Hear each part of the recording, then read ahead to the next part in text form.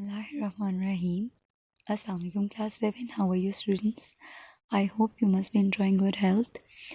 Today we are going to write the words meaning of chapter number 12 Julius Caesar given on page number 146.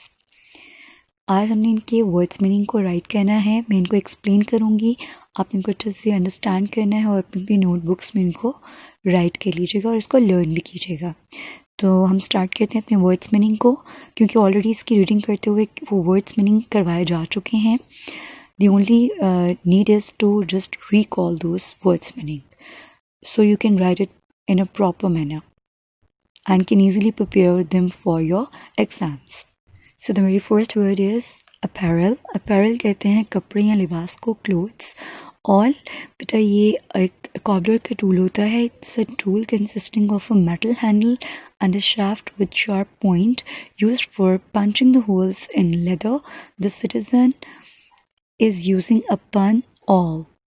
वो उसको मजाक कर रहा है और उसको एज अ जोक वो इस वर्ड को वर्ड ऑल यूज़ करना चाहता है और उसके लिए वो ऑल के लिए ये वाला वर्ड यूज़ करता है, अपने टूल का नेम यूज़ करता है. राइट, उसको सितारी बोलते हैं या सुआ बोलते हैं बेटा. राइट, नेक्स्ट वर्ड है बैट सोल्स. बैट सोल्स होते हैं जूती का ख़राब तला, यानी उसकी जो सोल है, हील है, जो ख़राब हो जाती है. द कॉडर यूजेस अ पन souls instead of soul.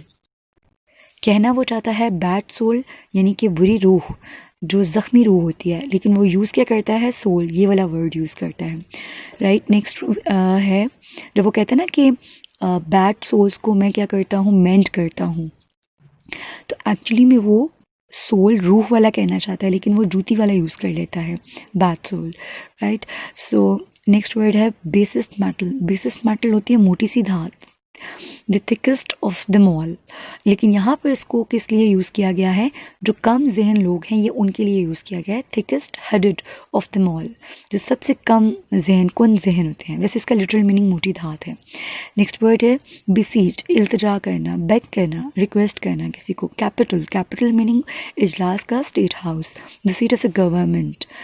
Curl. Cull का मीनिंग होता है बेटा सिलेक्ट कर लेना, to take out, to take something as an option, चुन लेना किसी को. ठीक है, मुंतखब कर लेना. Decked with ceremonies. डेक्ड सजा हुआ, सेरेमनीज का मतलब है यहाँ पर डेकोरेटेड इन ऑनर. जब आप कोई किसी चीज़ को किसी रिस्पेक्ट के पॉइंट ऑफ व्यू से डेकोरेट करते हो, तख्ता बंदी किया हुआ, स्पेशली डेकोरेट किया हुआ, इस किसी की ऑनर में. एग्जाल्टेड, आली मुकाम. हाई इन रैंक, ग्रैंड और नोबल, अजीम, आली मुकाम, बुलंद, बुलंद मर्तबा. एक्जेंट. एक्जेंट का मतलब होता है मंजिर से हट जाना, एग्जिट हो जाना. Used as a stage direction for exit when more than one person is to leave the stage. और ये तब यूज़ किया जाता है जब मोर देन वन पर्सन होता है. एग्जिट करने का मतलब जब क्राउड में बहुत सारे लोग थे तो वहाँ लिखा हुआ आ रहा था ना एग्जेंट सिटीज़न. जब हम रीडिंग कर रहे थे तो बहुत से सिटीजन्स जब एक प्ले के एक सीन से निकल जाते हैं उसको बोलते हैं एग्जेंट, मंजिर से हट जाना बहुत से लोगों का. नेक्स्ट वर्ड है इंटिमेट. बंद करना, रोकना, स्टॉप.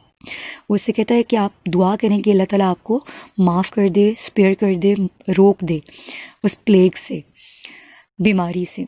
नेव. नेव मतलब झूठा, मक्कार, रास्कल, विलन. ये वर्ड यूज़ किए जाते हैं उसके साथ, कॉबलर के साथ. लुप्रिकल. रोम के त्यौहार का नेम है और इसका नेम इंग्लिश में इसका मीनिंग क्या है, literal meaning, the annual feast to honour the Roman god Lupercus. Mechanical, कारीगर, जो कामकाज करने वाले लोग होते हैं उनको कहते हैं working people. Next, neat's leather, साफ सुथरा चमड़ा या leather, simple leather. Needs must light, लायक होना, हकदार होना, डिजर्व्स टू.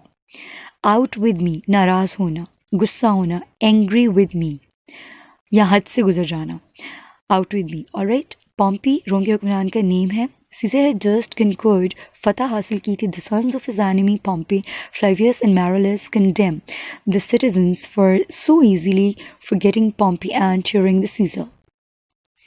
अब ये रोम के हुक्मरान थे और उसको शिकस्त देकर जो रोम का हुक्मरान बना वो सीज़र बना.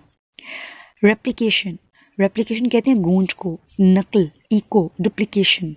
यहाँ पर जो मीनिंग है वो इको है, डुप्लीकेशन. नेक्स्ट वर्ड है Tiber. It's a name of a river, the river flowing through Rome. ठीक है बेटा, रोम में बहता हुआ दरिया, जो कि इटली का मरकजी दरिया है.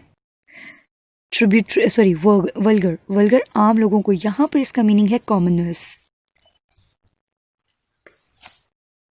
और लास्ट वर्ड है आपके पास ट्रिब्यूटरीज, फतह करता गैर मुल्की इलाके, conquered foreign lands. These all words have been explained in reading as well. अब आपने इन सारे वर्ड्स को राइट करना है. फॉर्मेशन का ध्यान रखिएगा. बहुत ही नीट राइटिंग से आपने ये सारा काम अपनी नोटबुक्स में जो है वो नोट कर लेना है और इनको अच्छे से लर्न भी कर लेना है. अपना बहुत सा ख्याल रखिएगा बेटा. Keep on doing hard work. रुकना नहीं, आगे बढ़ते जाना है. Stay blessed. अल्लाह हाफिज़.